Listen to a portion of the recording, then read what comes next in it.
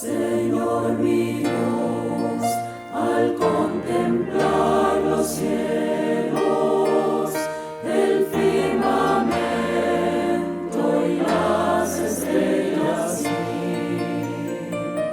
al oír tu voz en los potentes truenos y ver brillar el sol en su cenit.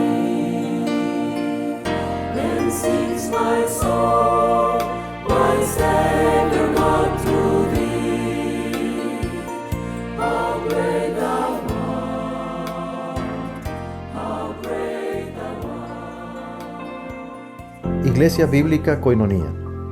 Nuestra misión es ser discípulos auténticos de Jesucristo que glorifican a Dios por medio de vidas transformadas por la obra del Espíritu Santo y hacer discípulos que igualmente sean transformados por la gracia de Dios. Es crear un movimiento en el poder de Dios de hacer discípulos y de plantar iglesias para tener un testimonio claro de palabras y vivencia del Evangelio del Señor Jesucristo en el área metropolitana de Barranquilla y más allá de ella. La visión que tenemos es ser una iglesia celular que vive la presencia y el poder de Jesucristo y de su Espíritu para cumplir con sus propósitos de alcanzar a los que no conocen al Salvador con el Evangelio transformador. Ser una iglesia enfocada en la multiplicación de discípulos, de grupos familiares, de líderes siervos y de iglesias para presentar ante el mundo quién es Jesucristo. Como valores centrales tenemos la centralidad y autoridad de la palabra de Dios, centralidad en Cristo, dependencia de Dios, visión para la reproducción, comunidad, ministerio de todos los creyentes y santidad de vida. Muy bien, entonces seguimos en la presencia de nuestro Dios para alabarle también en este tiempo de la reflexión de la palabra. Entonces quiero de pronto hacerles un recorderis de que en semanas anteriores, creo a principio de año, estuvimos reflexionando en el Salmo 103 y luego pasamos a la segunda parte de ese Salmo 103. Me parece valioso que recordemos un poco en cuanto al capítulo que estoy mencionando, que en este capítulo estuvimos concluyendo que nuestro Dios es un Dios digno de ser reconocido y de ser adorado también por lo que nosotros hemos recibido de Él. Entonces, precisamente era lo que estábamos expresando con nuestro corazón y con nuestra boca ahora por medio de la alabanza y la oración. Eso es lo que el Salmo 103 nos enseña, es a dar bendición y adoración a Dios por la manera como hemos recibido beneficios de su parte. Y digamos que esa es una temática casi general de los salmos, es de hablar acerca de quién es Dios, acerca de sus características, de sus cualidades majestuosas, pero también en sus cualidades relacionadas hacia nosotros como sus hijos. ¿De qué manera podemos nosotros entonces relacionarnos con ese Dios grande, majestuoso, soberano y santo que vemos? Ese Dios también es un Dios cercano, es un Dios que está atento a todas nuestras necesidades. En el día de hoy vamos a ver otro salmo que nos va a proporcionar más elementos acerca de quién es Dios, de tal manera que ese conocimiento nos conduzca a nosotros a adorar a Dios y a exaltarle por lo que Él es. ¿Por qué nosotros como creyentes debemos conocer, profundizar en el conocimiento de nuestro Dios, en sus cualidades, en su naturaleza y en sus atributos? Bueno, hermanos, porque en la medida en que nosotros profundizamos en nuestro conocimiento de Dios, en quién es Dios, en esa misma medida vamos nosotros también a responder a ese Dios que nosotros conocemos. Si alguien no conoce a Dios de manera profunda, no va a tener los fundamentos para poder adorar y exaltar a Dios en toda su totalidad, en toda su integridad de lo que nosotros hemos visto en la palabra, en la manera como Dios se ha revelado. Entonces, en los Salmos, nosotros encontramos una cantidad de principios que nos dan a nosotros una base precisamente para que nosotros podamos responder a Él en adoración y también en una relación con Él. En el día de hoy he escogido el Salmo 33 como base para poder extraer algunos principios importantes en el cual vamos a aprender acerca de la alabanza y la adoración a Dios. Entonces, por eso he titulado Principios de adoración al Dios creador. Y he seleccionado los 9 primeros versículos. Este pasaje es bastante extenso y bueno, por eso no seleccioné todo el Salmo en el día de hoy para poder aprovechar al máximo lo que nos está enseñando. Dios permita que yo pueda tener con ustedes otra oportunidad para seguir aprendiendo acerca de lo que este Salmo nos dice. Entonces, oremos. Señor, gracias por este tiempo que tú nos has dado. Señor, porque es un tiempo en tu presencia y es un privilegio realmente. Es una gran oportunidad compartir juntos como hermanos alrededor de tu palabra y por el poder de tu Espíritu Santo que obra en nosotros como iglesia. Te pedimos, Señor, para que este tiempo de la reflexión de la palabra sea un tiempo muy especial, para que podamos ser transformados por medio de la renovación de nuestro entendimiento, Señor, para que podamos comprender cuál es la buena voluntad tuya, que es agradable y perfecta. Que no se quede solamente en nuestra mente, sino que podamos atesorarla en nuestros corazones, de manera que la podamos poner en práctica para fortalecer una relación contigo y también poder fortalecer nuestra confianza en ti, Señor. Gracias, Padre, en el nombre de Cristo Jesús. Amén. Muy bien. Entonces vamos a leer Salmo 33, 1 al 9.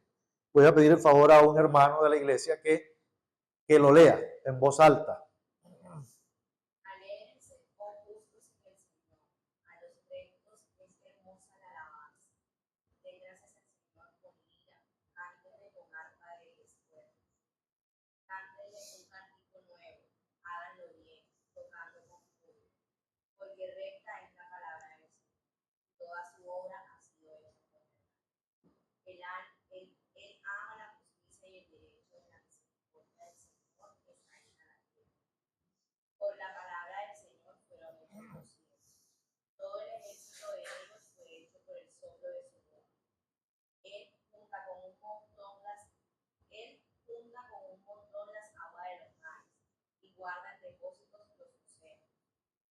Tema al Señor toda la tierra, témanle todos los habitantes del mundo, porque Él dijo y fue hecho, Él mandó y existió. Ok, gracias. Bien, vamos a comenzar entonces, pasemos a la siguiente para poder mirar a algunos principios allí que nos presenta este pasaje, porque inicialmente este pasaje y lo más importante en lo que se centra el pasaje es quién es el objeto de la adoración. ¿Quién? ¿Quién es el objeto de nuestra adoración? Y la manera de adorar a ese objeto de nuestra adoración. Digamos, si lo podemos llamar así. No es que esté llamando a Dios un objeto, no. Sino que el Señor debe ser el objeto de nuestra adoración. Entonces, es el objeto de la oración y también cómo llevar a cabo la adoración y la exaltación a nuestro Dios. Entonces, en esta primera parte, el salmista está guiándonos a algunas pautas para adorar al Señor. Y eso para nosotros Es muy importante porque contribuye para ver cómo con nuestra vida, con nuestro corazón y de diferentes maneras nosotros podemos adorar al Señor.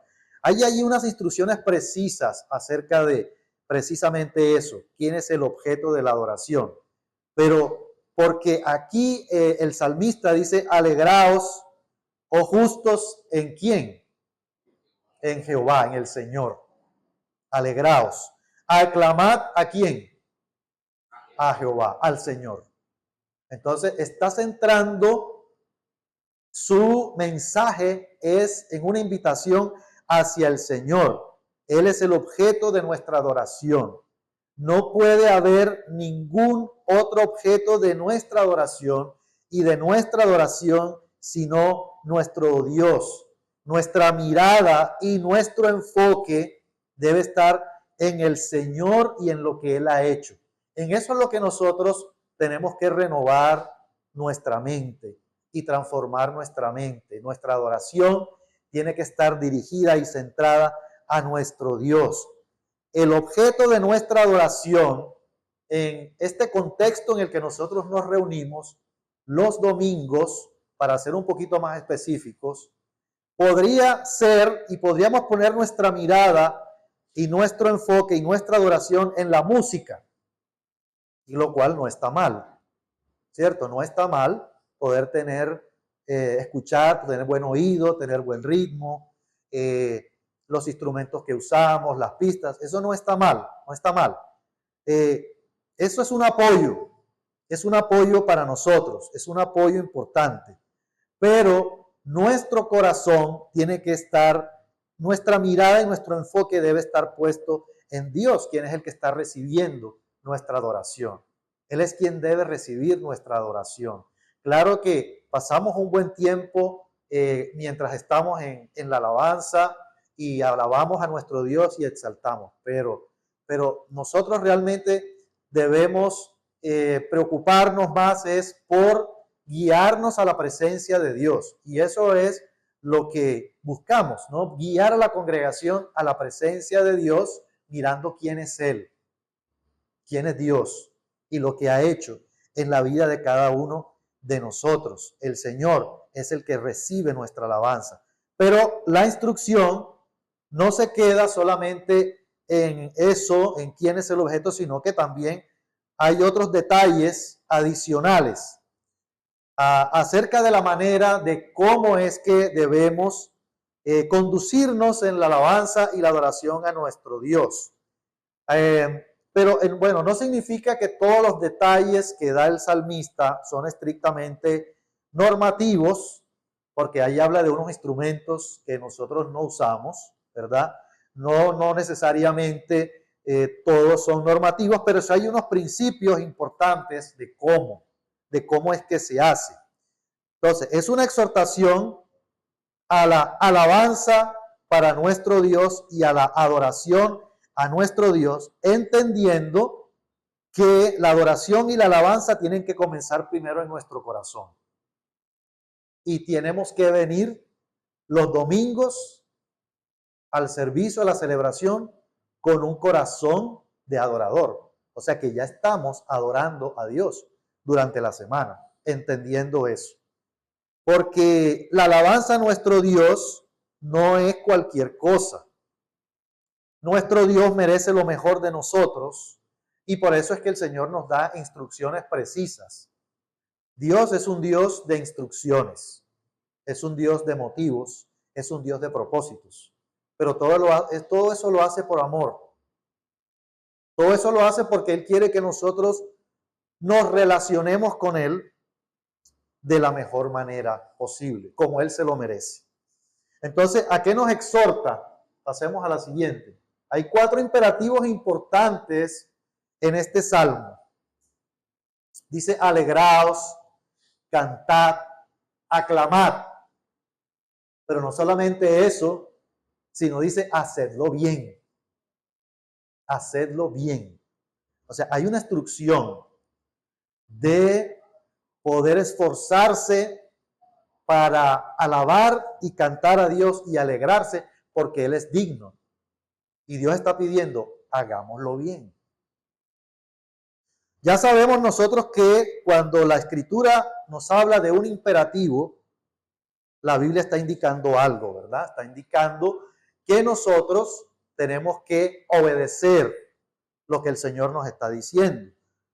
No es solamente un llamado, no es solamente es una invitación, aunque es parte de eso, pero es más que eso, porque esto es un mandato para nosotros. No es una opción. Nosotros tenemos que seguir las instrucciones que el Señor nos ha dado.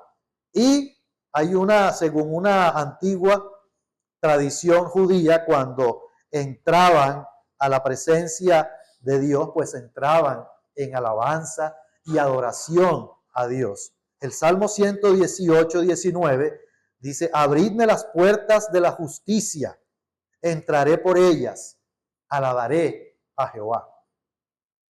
Es una preparación para entrar a la presencia del Dios que es justo y del Dios que es santo, para alabar a Dios.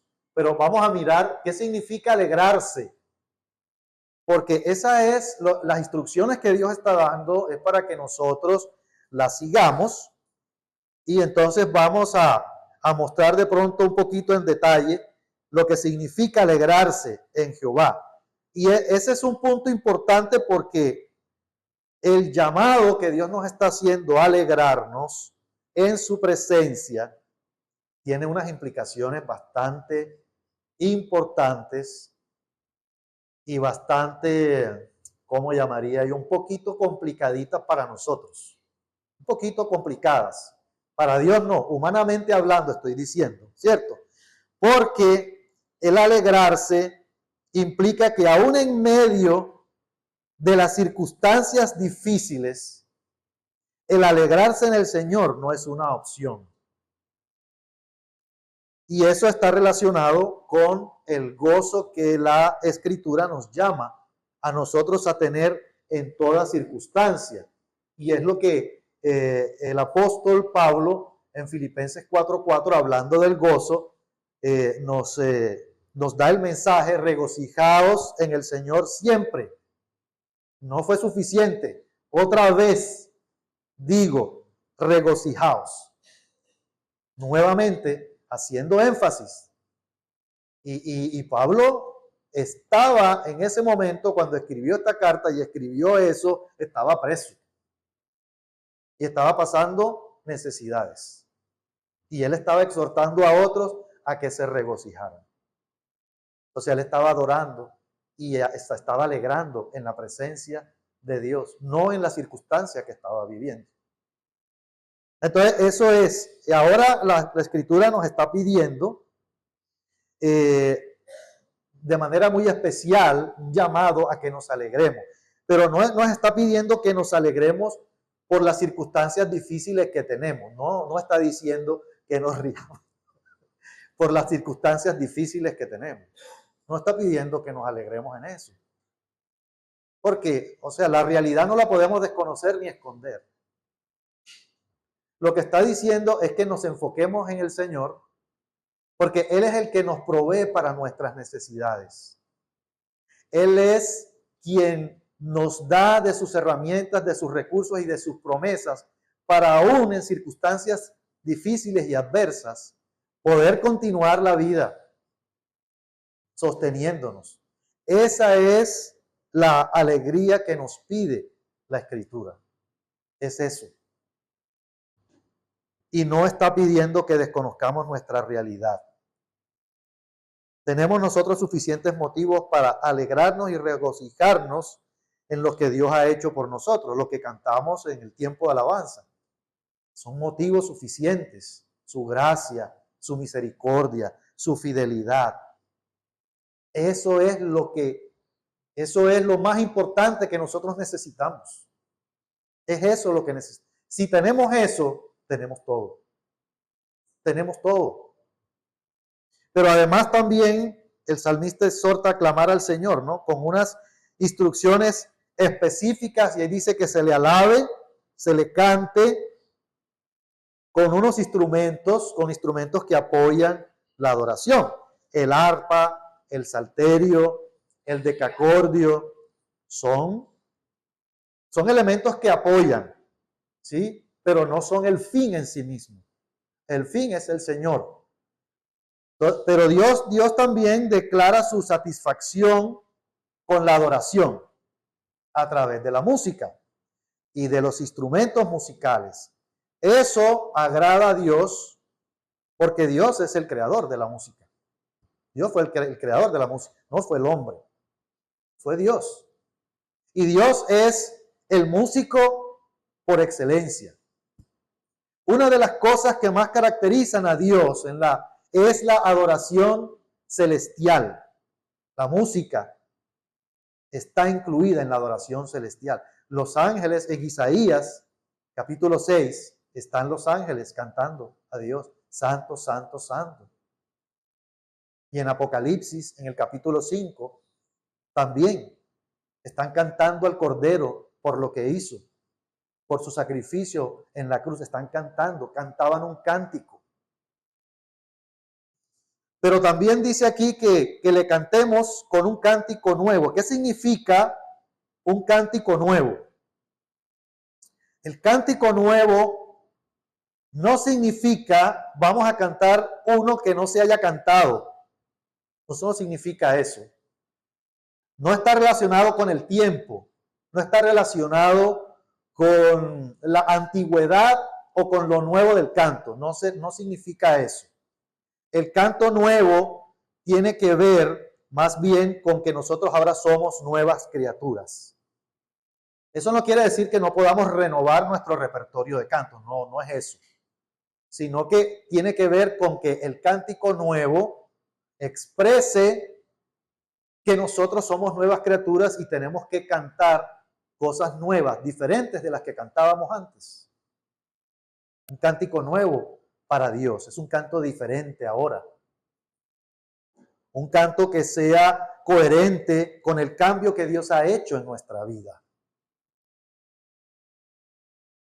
Somos nuevas criaturas y Dios quiere que el nuevo canto sea coherente con lo que nosotros cantamos en relación con Él. Ahora, ¿a quiénes exhorta? Es importante a quienes está exhortando en estas instrucciones a alabar a Dios, a adorarle. Exhorta a los justos, exhorta a los íntegros. Y parece que hubiera como allí, ¿cómo diremos eso? No sé ¿cómo a qué? Una discriminación. Esa era la palabra que estaba como pensando. O sea, esto es para todos, esto es universal o es para un grupo. Este punto específico no es universal.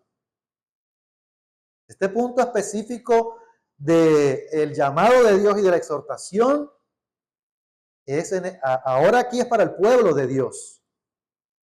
Alegraos, oh justos en Jehová. Entonces es importante entender que la exhortación o el llamado aquí no se está haciendo, digo aquí, no quiere decir que en el resto de la escritura no se haga. En el resto de la escritura sí se hace un llamado, ¿verdad? Universal. Pero aquí se está haciendo un llamado limitado a un grupo. Es al pueblo de Dios. Al pueblo de Dios. El Salmo es claro en decir que a los que invita es a los justos y a los íntegros. Los que cumplen con ese requisito son los que están invitados. ¿Por qué es que se hace el llamado solamente a los justos? ¿Quiénes son los justos en este contexto? En primer lugar, pues es para aquellos que se han arrepentido, han puesto su confianza en Jesucristo para el perdón de sus pecados. Aquellos a los cuales Dios ha declarado justos, libres de la culpa con base en la obra de Jesucristo. Esos son los justos. O sea que tiene que haber también algo de la voluntad de la persona. Y no es que todo el mundo es justo automáticamente, no. Y por eso es que damos el Evangelio, porque todo el mundo sí tiene la oportunidad, claro, La oportunidad sí es universal, pero la apropiación le corresponde a cada uno. La apropiación de la oportunidad que Dios da le corresponde a cada uno. Aquellos que han sido declarados justos porque se les ha transferido la justicia perfecta de Jesucristo. Y estos son en este contexto los que son llamados a exaltar el nombre de Dios por lo que Él ha hecho, por su gracia, por su misericordia, porque les ha transferido la justicia de Cristo, y esa es una razón para alegrarse. Y por eso cantábamos de la justicia, de la misericordia de Dios, de la fidelidad de Dios. Y ahora nosotros tenemos mayor revelación, porque ya estamos bajo el nuevo pacto. Podemos entender esto a aquellos que han sido declarados justos por la fe en Jesucristo. Nosotros, los que hemos respondido a Jesucristo. Entonces, a nosotros nos corresponde una responsabilidad mayor, porque a quien más se le da, más se le pide. A quien más se le da, más se le pide.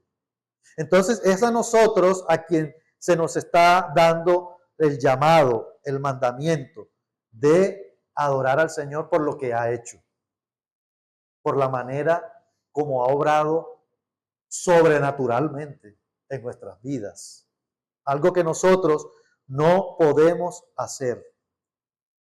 Por eso dice, en los íntegros es hermosa la alabanza.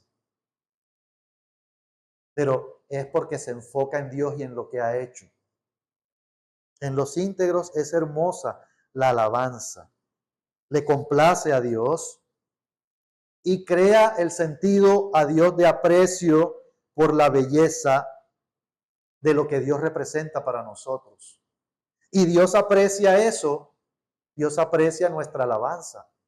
En los justos y en los íntegros es hermosa la alabanza. O sea que llega a la presencia de Dios en olor fragante. Ahora, ¿cómo hacerlo? ¿Cómo se debe llevar a cabo? Porque la instrucción también lo vimos, alegraos, cantad, exaltad, pero dice, hacedlo bien. Tañendo con júbilo. Ese verbo tañer se refiere a interpretar el instrumento o el canto de la mejor manera posible.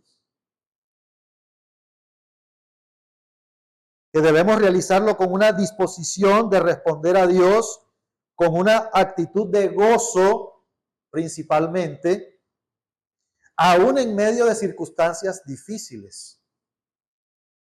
Pero también hay un esfuerzo para poder agradar a Dios por medio de la alabanza, en armonía, todos en armonía, haciéndolo bien.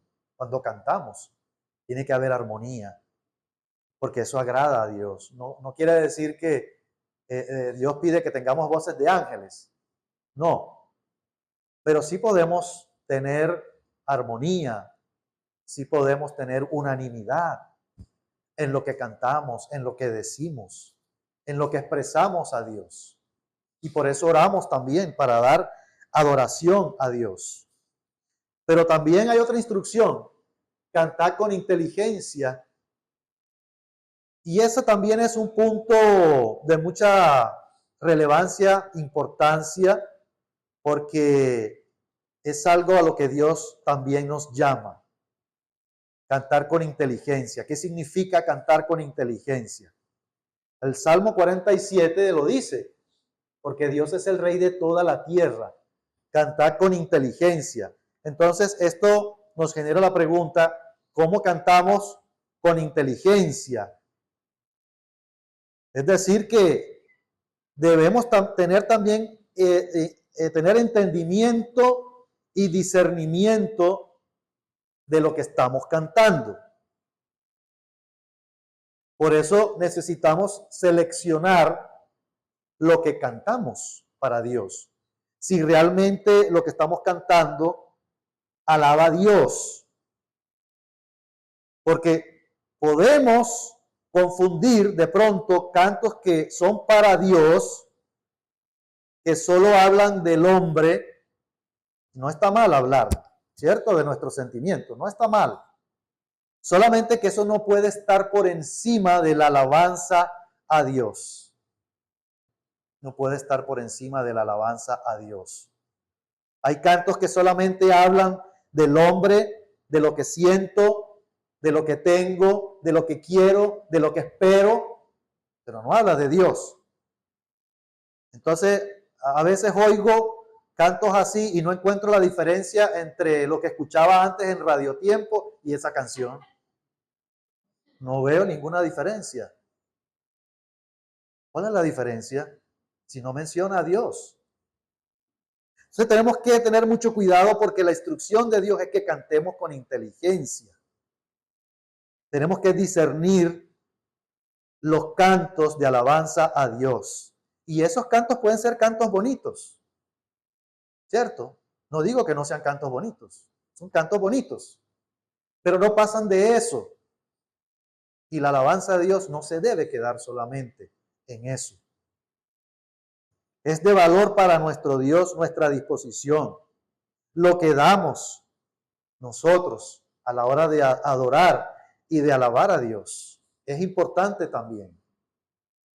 Nosotros hemos adaptado en la iglesia algunos cantos que en algunas ocasiones hemos tenido que cambiar una palabrita, una frase. Hemos tenido que cambiar, no voy a mencionar ahora, pero sí hemos tenido que cambiar porque no concuerda con la teología, con la escritura, no concuerda. De pronto la palabra suena muy bonito, ¿verdad? Suena bonito en el canto, pero no compagina con la teología, no compagina con la doctrina, no compagina. Entonces no podemos, porque entonces eso no sería congruente con lo que nosotros creemos. Entonces esa es allí la instrucción, las instrucciones de Dios. ¿Quién es el objeto de nuestra adoración? ¿A quién debemos adorar? Y fundamentada en la Escritura, basada en la Escritura. Correcto. Vamos a pasar entonces ahora, una vez que da instrucciones, ahora el salmista, como Dios es un Dios de razones, Dios no pide nada sin una razón, sin un propósito, sin recursos.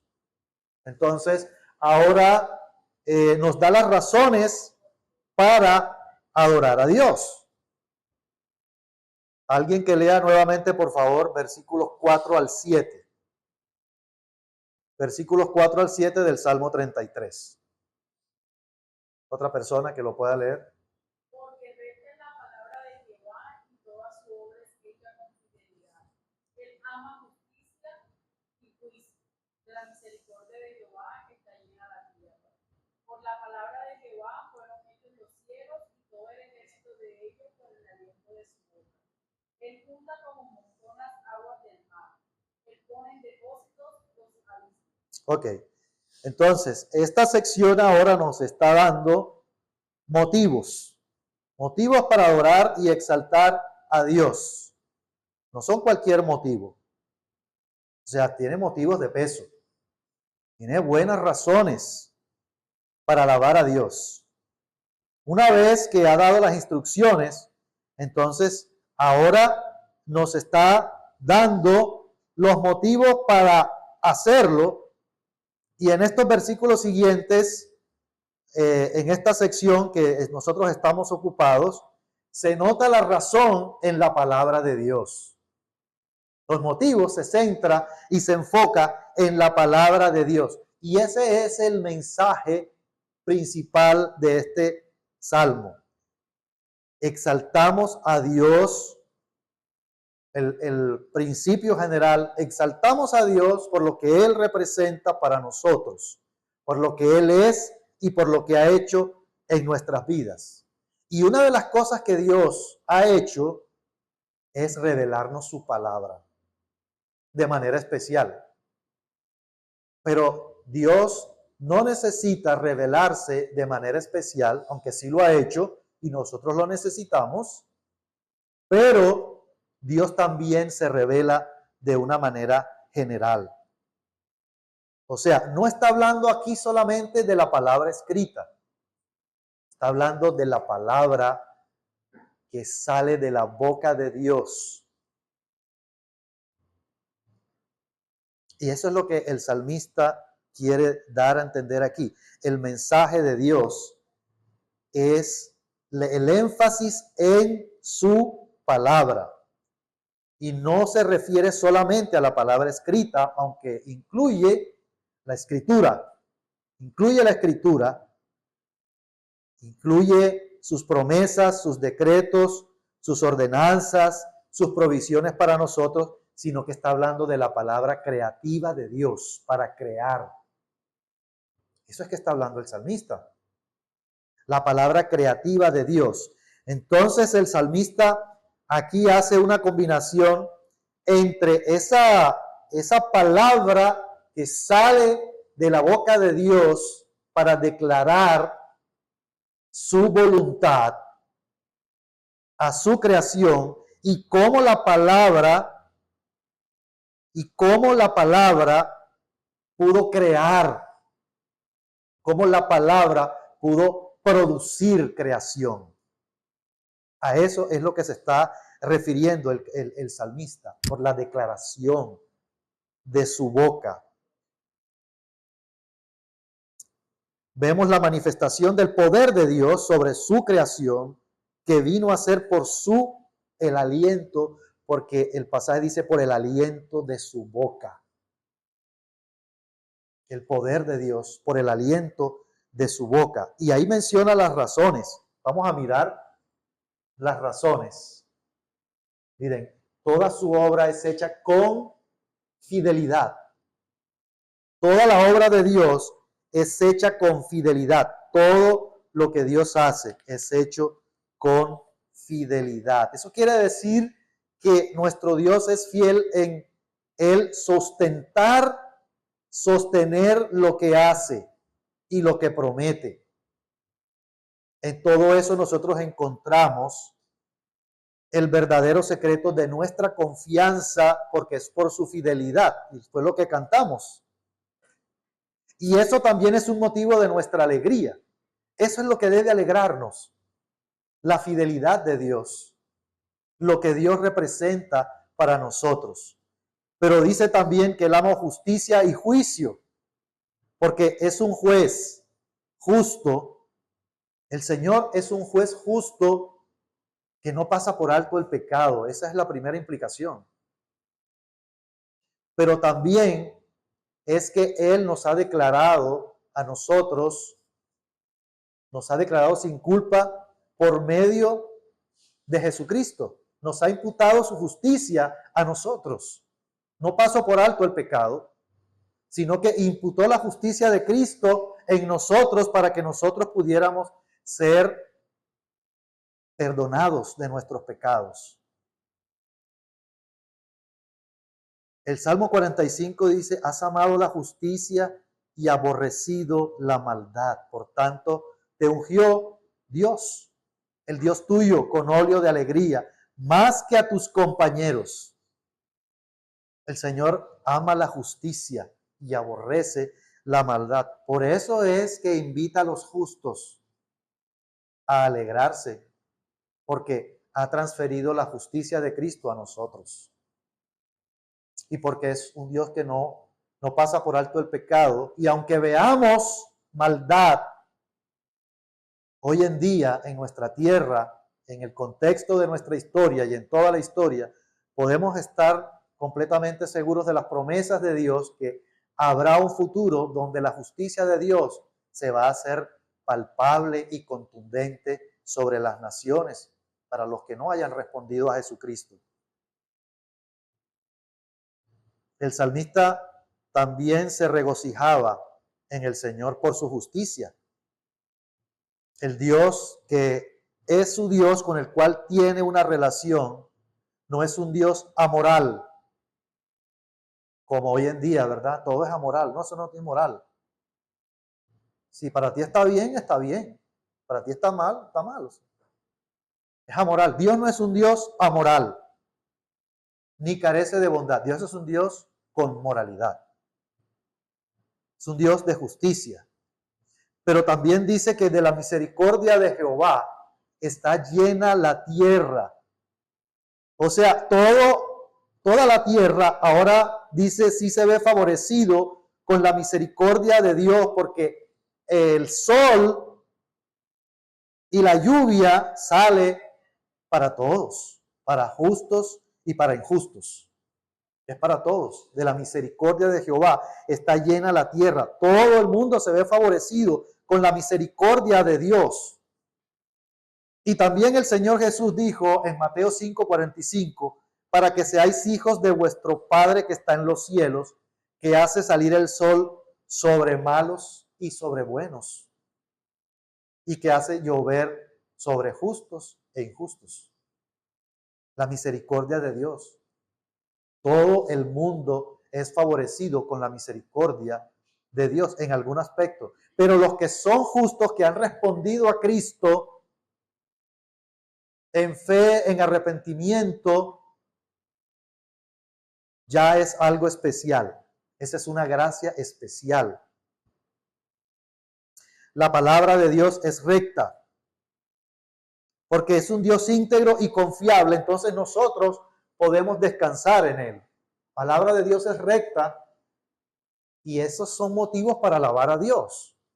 ¿Qué otros motivos nos tenemos nosotros para alabar a Dios? Podemos hacer una lista, claro que sí, una lista grande de lo que Dios ha hecho, pero los principios de la alabanza a Dios, por los cuales nosotros nos sustentamos y seguimos adelante y vivimos, es por los principios que nos muestra a nosotros la palabra.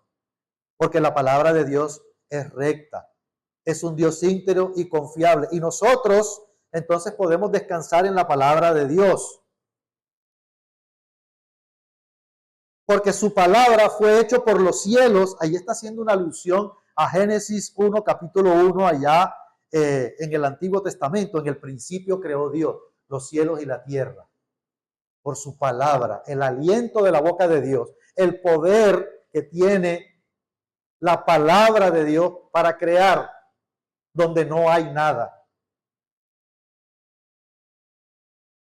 Por su boca fue hecho el ejército de los cielos y se está refiriendo a todo lo que tiene que ver con el universo creado, los planetas, el sol, la luna, la vía láctea, etcétera, y lo que no conocemos, porque el hombre todavía no conoce, pero eso fue creado por Dios.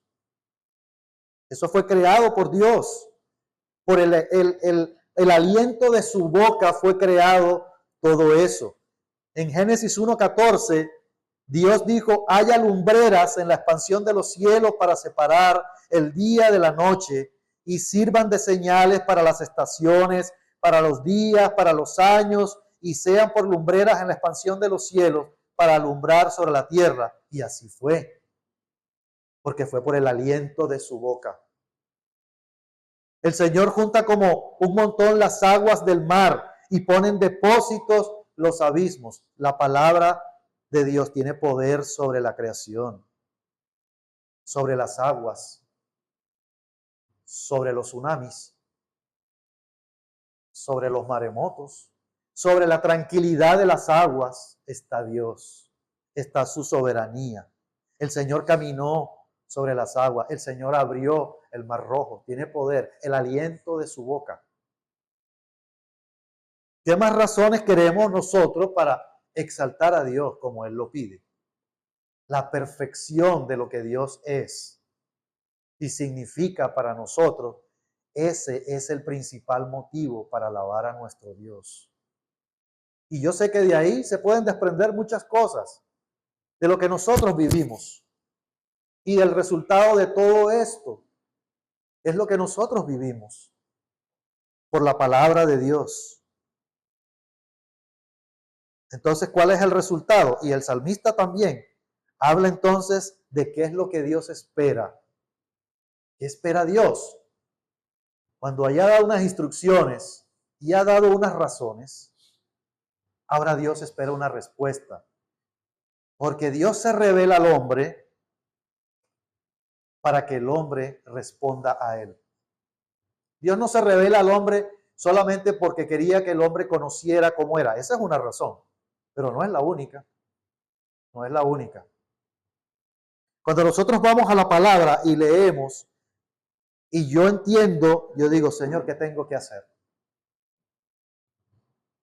¿O qué no he hecho? ¿Qué he hecho mal? Para alinearme con lo que tú necesitas de mí. La conclusión, el salmista da una conclusión, es lo que Dios espera, la expectativa de Dios. Alguien que por favor nos lea versículos 8 y 9.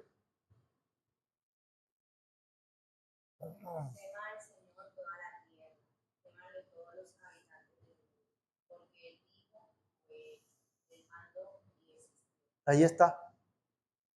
Témanle. Teman a Dios los no creyentes. Los no creyentes solamente. Todos. Vosotros también. Nosotros más. Toda la tierra. Témanle delante de él todos los habitantes del mundo. Esa es la conclusión. Esa es la respuesta. Ese es el llamado.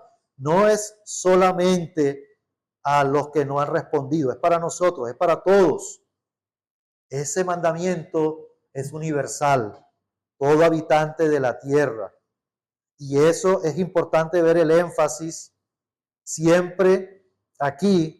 Acentúa siempre que entre el Señor y el mundo creado no existe solamente una relación original de creación, sino que también existe una relación de vida entre su creador y su creación.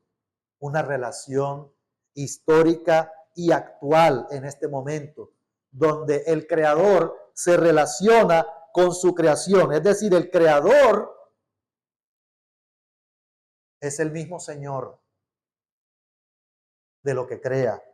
No vive independientemente de su creación. Entonces, por eso, los habitantes de la tierra deben considerar eso.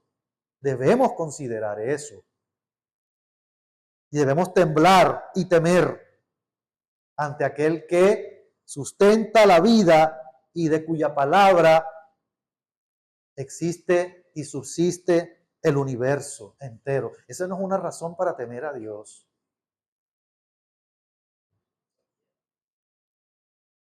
En algún momento, en el pasado, hablé en un espacio y hablamos de temer a Dios y alguien dijo, ¿por qué hablamos de temer a Dios? Si a Dios no hay que tenerle miedo.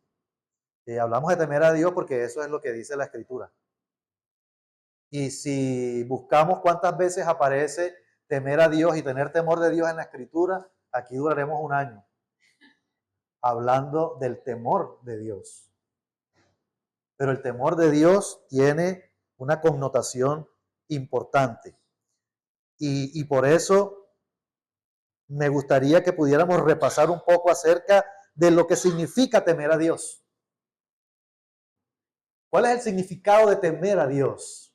¿Es tenerle miedo? ¿Es tenerle terror a Dios? No, no es eso. El tenerle temor a Dios es reconocer quién es, valorar su carácter, reverenciarlo profundamente, adorarle, obedecerle y servirle. Ese es un aspecto de temer a Dios.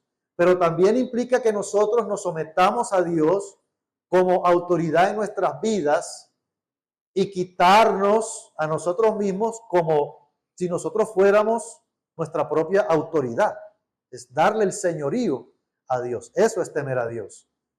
Pero también, a la luz del Nuevo Testamento, indica para aquellos que no han respondido a Jesucristo, porque el temer incluye a todos los habitantes de la tierra, es haber respondido a Jesucristo en arrepentimiento y fe.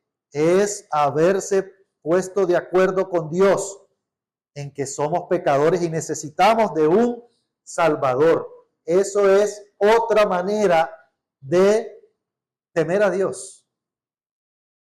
Una persona que aún no ha respondido a Jesucristo en arrepentimiento y fe es una persona que no teme a Dios. Yo no necesito a Jesús. Yo no necesito a Dios, yo estoy bien así. Esa persona puede pensarlo, claro, pero no teme a Dios. Sí, Carlos. Vamos a pasar, esta, por favor, para ir rápidamente. Si quieres, puedes cerrar un momentico acá el videoín para comentar algo antes de pasar a las aplicaciones. ¿Cuál es la relación de este llamado que está haciendo de pronto el salmista con lo que se puede oponer o contraponer a la realidad bíblica? O sea, humanamente hablando, se podría ver a un Dios lejano que no está relacionado con su creación. Un Dios lejano. Eso se contrapone con lo que dice la palabra. Un Dios que creó, pero está allá y no tiene nada que ver con lo que sucede en este mundo. Eso se contrapone con lo que dice la palabra de Dios. Nosotros somos criaturas de Dios que estamos creados, hechos a su imagen y semejanza. Pero también se puede pensar que como somos creados a la imagen y semejanza de Dios, entonces también tenemos atributos de Dios.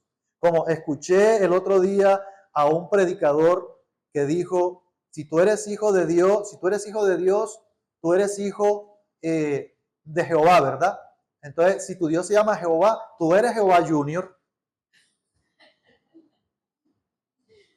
Entonces, ya eso raya ya en lo herético.